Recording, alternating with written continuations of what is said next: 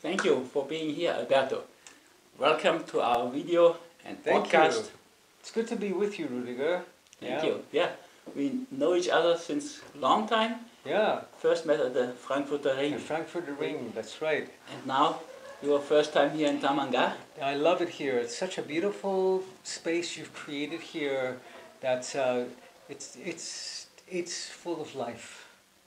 Yeah, we hope so. We do our best and try our best Yeah. to make it a real good place for all these seminars and things you are doing. Mm-hmm. And I would be very interested. I am sure that my friends and followers will also be very interested. I invited them already to your actions in Europe, but I think it would be much more interesting. And if you yourself tell us a little bit more about your work. Well, today we were talking about time and about how the future can influence the past. It's not just the past that influences the present, but the future can also seep through and guide us and influence us. And I'm really fascinated by this because it breaks us out of causality, out of cause and effect. We're not only the product of our DNA, of our genetics, of our family drama, we can be the product of who we are becoming. Yeah. And I think that's so important for us today.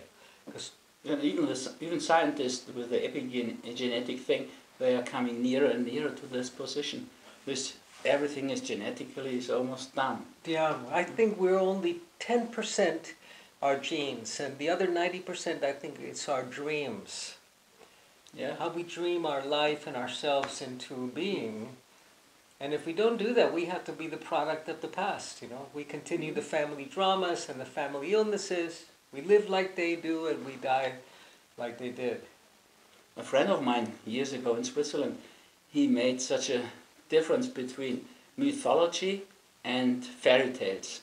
And he said most people live like mythology.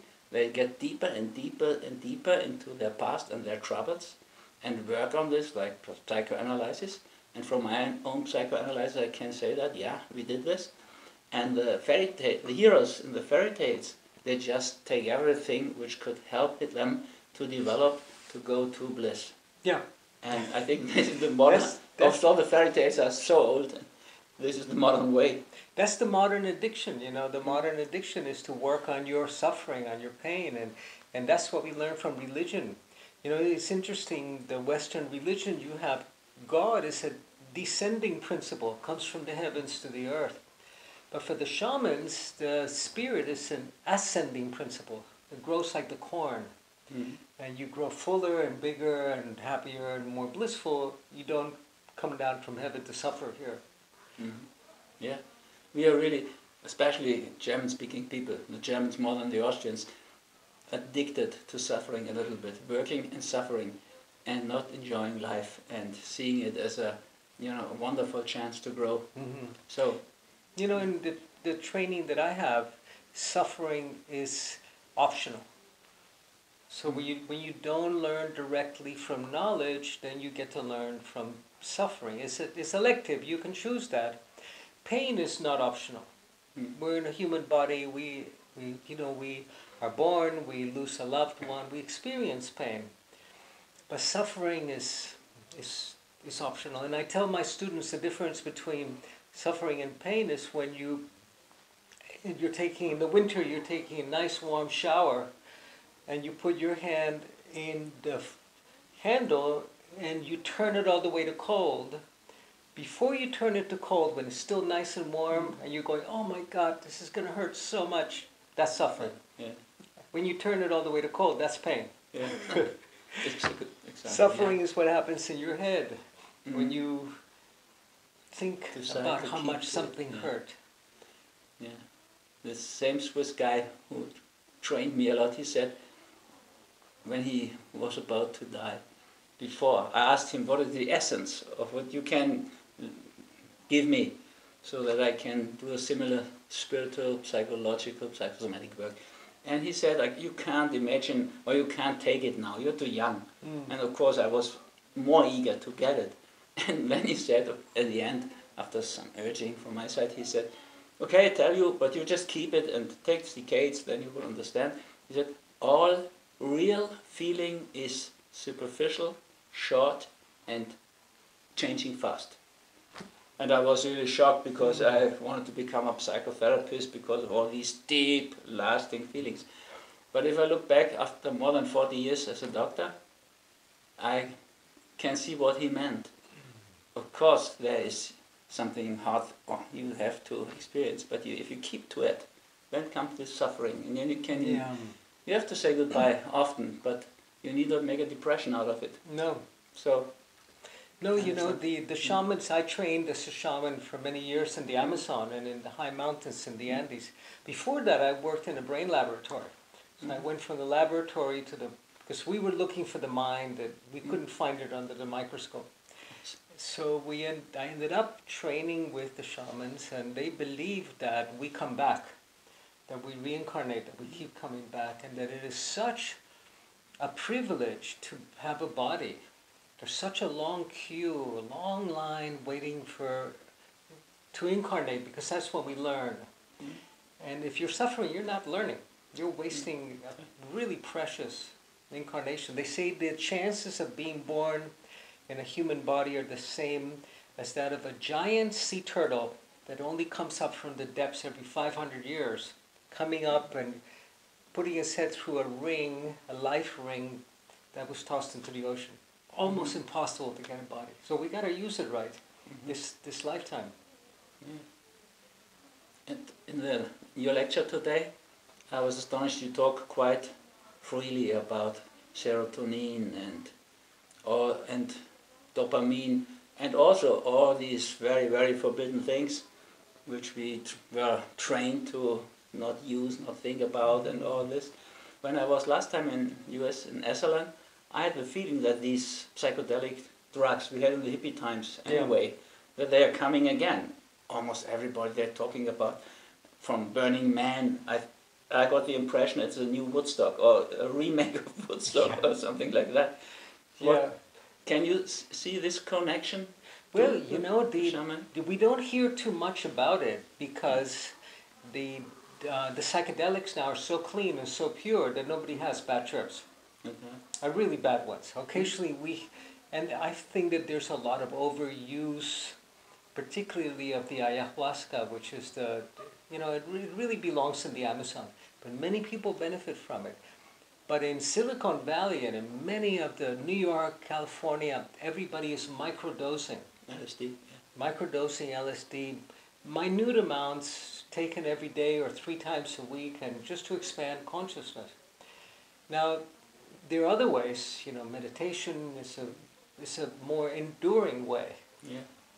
What I think too, and I always thought that these chemical drugs like LSD in the beginning is secale cornutum, it's natural. But what Albert Hofmann found was lysergic acid diethylamide is a chemical drug. Yeah. And I always have a distrust to the chemical ones. The plants I took also in the Amazonian time, they always left me with a really good feeling and a good connection to water, to the plants. Changed completely in those weeks I spent with this curandero there. From the chemical drugs we used also in the hippie time, I never had these feelings. And also ayahuasca, you can have it everywhere in Austria and Germany. There are more ayahuasca ceremonies happening in Germany than I know of in the Amazon. It's incredible. By the way, do you know why the whole thing is called ayahuasca? As I understood, ayahuasca is only the monoamino oxidase inhibitor, and the chacruna and all these other things are the real psychedelic drugs. Or I experience it like this. Yeah, yeah, absolutely. I can tell you about it. But first, let me tell you, I was in the jungle one time, and I met with a San Pedro shaman. We work with the San Pedro cactus. And I said to him, well, this is the medicine that we have in the West. I was a young man, gave him some LSD.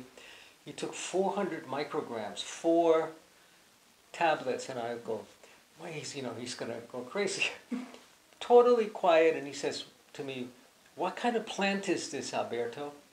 And I go, well, it comes from, a cement plant, from a factory.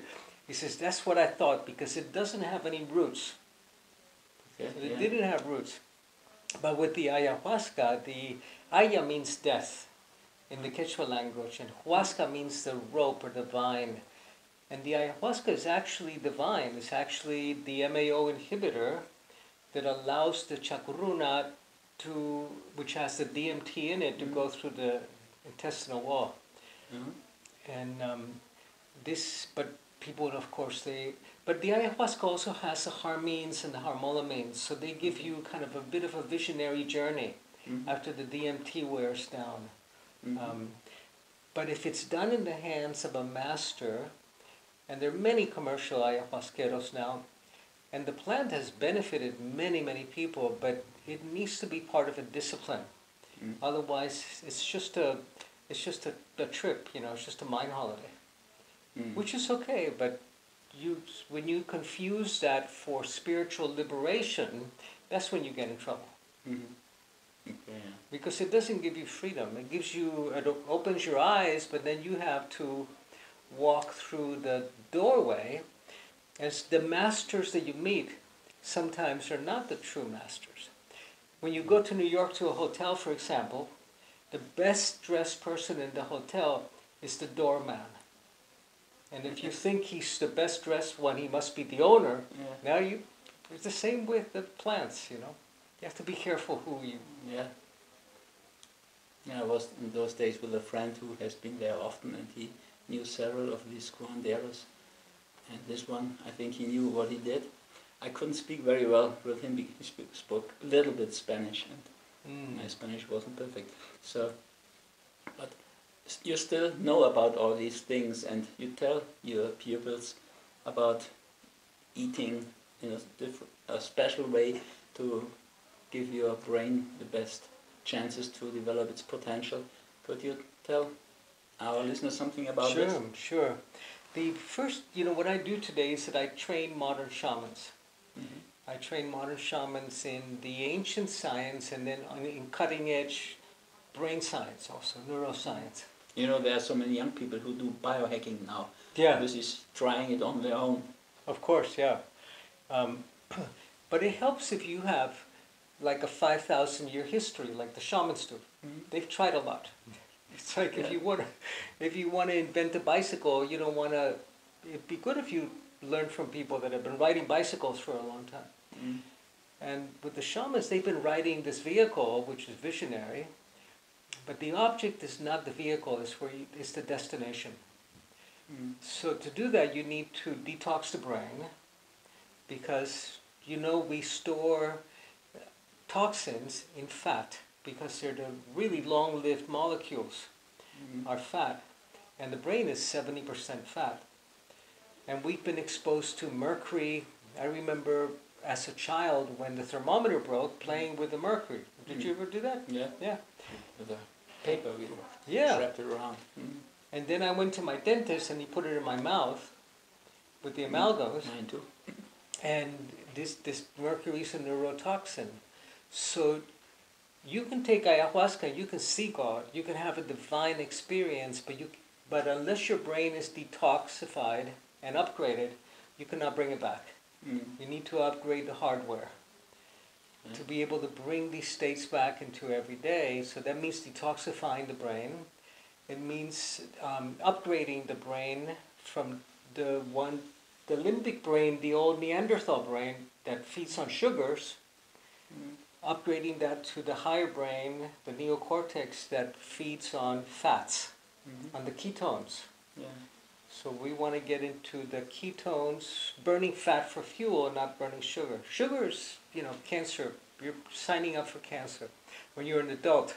Yeah, that's exactly what is my experience. I lived since 40 years without having breakfast, more or less.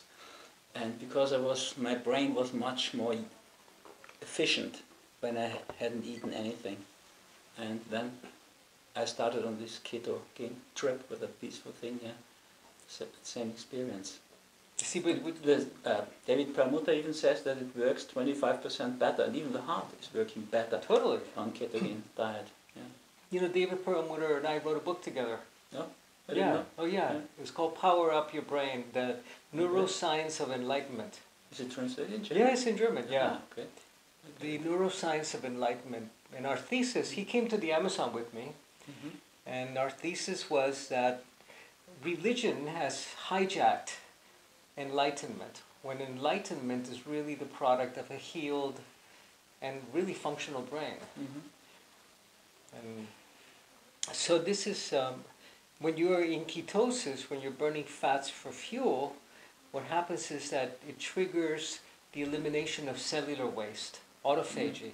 So you begin to recycle the junk that's built up inside the brain for many, many years, and then the brain fog clears, you understand, and what happens is that a lot of the mommy issues and daddy issues get resolved in the process. Yeah. But you know this.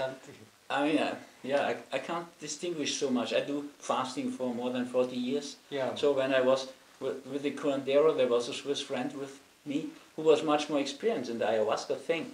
But with all these roborantien we got on before, sometimes they were vomiting and shitting, and sometimes at the same time it was really heavy for them. For me it wasn't that problem at all. After 10 minutes I go to the toilet once and then it was done. The curandero was a little bit desperate even. He made me smoke cigars and things, which I really didn't like. But your body was clean, so you didn't have to have these horrible reactions, you know? So that's when I first went to the Amazon, the same thing. I was, from both ends, garbage coming out for 2 weeks, and then 10 years later, but a funny thing happened, because I was studying with a medicine woman and a medicine man, and we came to a clearing, and we were tracking cats, the big cats, and we came to a clearing in the forest, and they said to me, Alberto, walk across the clearing and see what happens. So I walk across the grass, beautiful open sky, and I get to the other side, and the monkeys were howling, and the parrots were singing. First step, second step, third step, everything stopped. And they came up to me and they said, see, the animals know you don't belong here. They know you have been kicked out of the Garden of Eden. You don't belong here. And I said, sure. I was sure the animals were smelling my deodorant and my toothpaste, and there were 2 Shipibo Indians cooking their dinner, a snake, a boa, on a spit, and I asked them if they were collecting the fat. I asked them if I could have some of the boa fat, and they gave it to me. I stripped down to my shorts, and I'm putting the boa fat on me because I'm convinced I'm going to walk into the jungle and they're going to smell a snake coming in. And they're looking at me a little strangely, and I go, it's okay, I'm an anthropologist, it's all right. And I walk back into the jungle, and the first step, it's full of song. The second step, and the third step, everything stops again, except for about 600 flies that I had around me. And 10 years later, after I had cleansed myself and detoxed, I came back to that same place, walked into the jungle, and it kept singing around me. It recognized me as somebody who was not poisoned and was not poisoning the earth. I belonged to the earth. So even nature responds to you when you detoxify. You don't smell strange anymore. You're not exuding these strange energies. Yeah, that is true. I didn't eat any meat for 50 years because, as a friend of animals, I didn't do it for ideological reasons. But when I stopped, when I became vegan after reading these China studies 14 years ago and checking if there's something in like eggs or dairy products I never did before, so I got something still. But after 5-6 years, I had these strange experiences with animals. So once I sat there on the edge of the forest, and a rabbit was coming just very near during meditation and stayed there. So I looked a little bit like this. When I finished it, then she went away again, and a bird was sitting once there. So it's a feeling. I think it's connected to this not having any bad emotions and feelings with animals anymore. Yeah.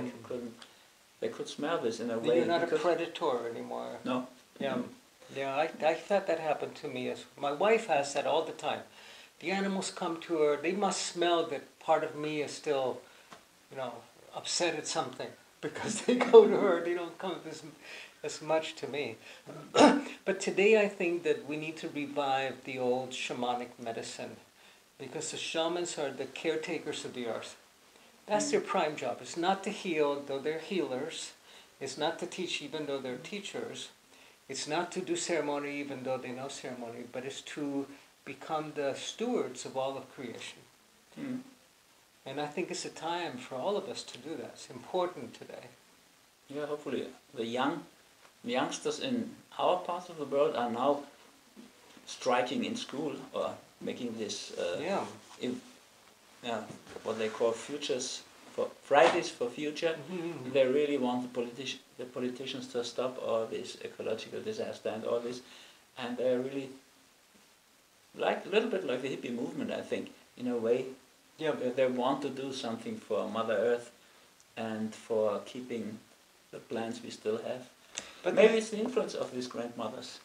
Yeah. It could be, could be. But the hippies got stuck looking at the flowers, smelling the roses, and they're still like this. they're still, yeah. I sometimes meet some hippies Yeah. wherever they still are, Pondicherry or in America, even in Woodstock, there are still some hippies. Sure. And they just, like in the old days, they don't wash, they have the dreadlocks and think this is enough for developing the world.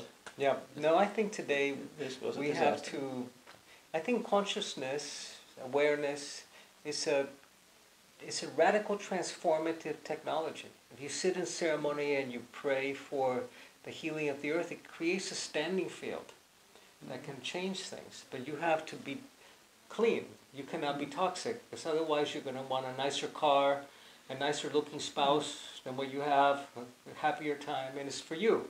Mm. But when you can make it for the earth, that also expands you tremendously. And that's why I love what I do now. I train modern shamans, we train doctors and therapists and lay people that can use the ancient healing strategies. And then when you recover your health, that's the beginning. That's when you can make a difference. So I say that we have to do three things. One is to wake up. Mm-hmm. The other one is to grow up.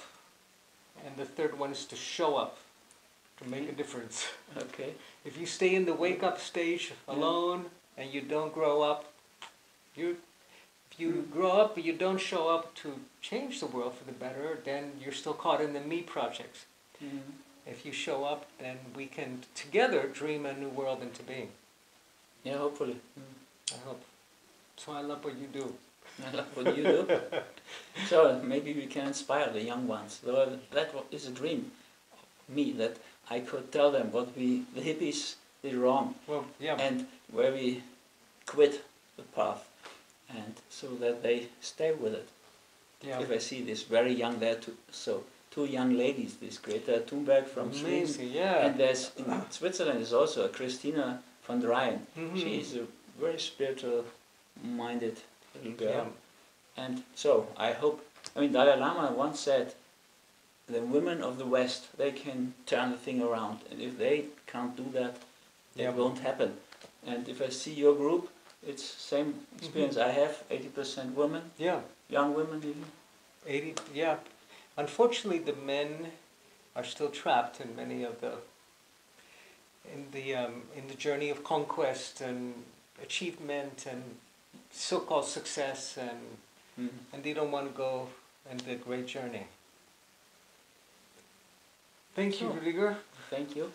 It's a pleasure to be with you. It's a pleasure to know you. Really an honor Yeah. to be in this beautiful space of yours. Yeah, and you come again next year. Yeah, come again next year for a month. Yeah. Very good. Looking forward to that. Thank you. Thank you. Bye, everybody. Thank you.